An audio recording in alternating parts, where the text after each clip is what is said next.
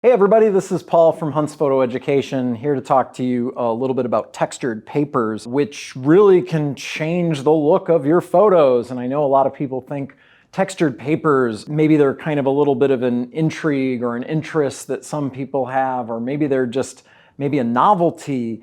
I think they've really progressed over the past few years, and we have some examples here today of some images that we've printed from our one of our printing classes here that is specifically on printing on textured paper. So we're going to share them with you now to kind of get an idea of what different types of textures there are out there. So I'm going to start off by talking about Hahnemühle papers. I'm not pronouncing it entirely correctly because it's something along the lines of Hahnemühle. So they're a paper company that's existed for a few hundred years and a really fabulous paper company. I think some of the best papers that I've printed on come from Hahnemühle, and they have a whole line of textured papers, which is fantastic. From on one end of the spectrum, you've got museum etching, which is kind of a very soft texture, to German etching and William Turner papers, which are much harsher and to a certain extent almost have like a sandpaper kind of feel to it. They have another one called Torkan, which is a very soft, pillowy kind of texture. And then one that we don't have an example of here today, which is Albrecht Dürer, which is kind of like a canvasy sort of textured paper.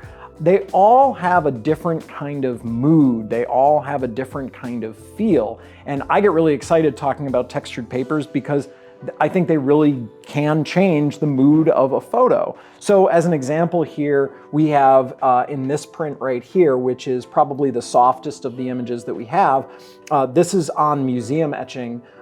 And the museum etching paper is, again, it's a very soft texture, it's very light, almost just like a regular matte paper would be. But if you're looking for something that's got a little bit more tooth in a matte paper, this is excellent, and especially considering the softness of this image, I think it fits really well. If you want something a little bit rougher, the German etching paper is a nice option.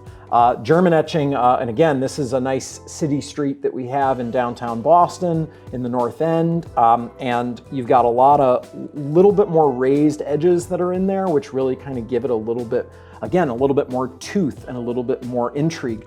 I would even consider going a little bit deeper on something like this on the William Turner paper. The William Turner paper is a much harsher paper, and it's excellent, but I think this is still a good decision for the German etching.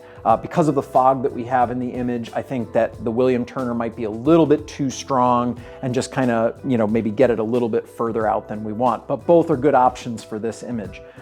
Going in a slightly different direction, we have the Torkan paper, which I think a lot of people tend to gravitate towards. It's a soft, pillowy kind of texture, and really good if you're trying to get a little bit of texture out of your image and you're looking for something that's not going to have that same kind of harshness. So the Torkan, it's almost like, feels like when you have an image or you have a piece of paper that gets a little bit water damaged and has a little bit of raise to it. Now, I don't want to make it sound like it's a bad thing. It's actually a really good thing, and it's consistent throughout. So it just has a really nice soft texture to it.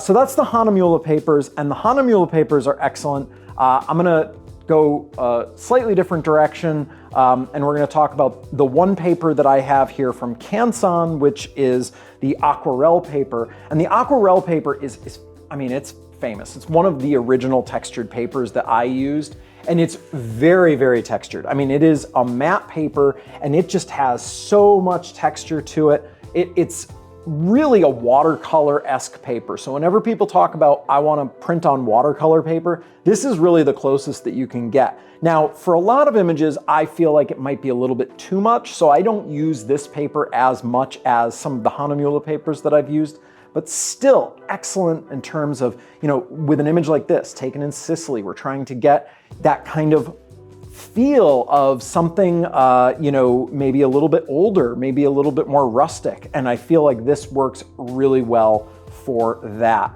The last set of papers that I'm going to talk about are Moab. Moab is one of my favorite paper companies. They produce a few different matte papers. They have a textured paper, which I don't have an example of here, but we do have the brand new cold press paper that they just released. And I'm trying to figure out if this is upside down or right side up. I think this is the right way. The Moab cold press paper is a brand new type, and it is textured, but it's not textured to an extensive amount. It's a soft texture, but it's nothing, so it's not like the Aquarelle, where the Aquarelle is really harsh. It's not like the William Turner or the German etching, but it's a little bit more prominent than if you were using the museum etching by Hahnemühle, and it's not as prominent as the Torkan. So it's kind of like a soft in between. And what I like about it as opposed to the Moab textured paper, the Moab textured paper really is very uniform. The Albrecht Dürer is very similar. So they almost have, they're kind of like a watercolor, but they're kind of a canvas at the same time. And they have that kind of feel, whereas this does not. This has a much softer, less even kind of texture to it, and I feel works really, really well. I'm looking forward to seeing this paper in future versions of our class.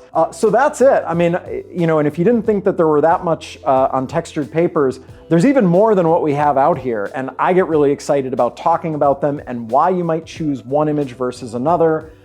They're really all great examples and great papers, so I'm super psyched to have been able to show these to you. And yeah, if you ever have any questions, feel free to reach out to us at Hunt's Photo Education. We're happy to help you out and look forward to seeing some of your prints in the future.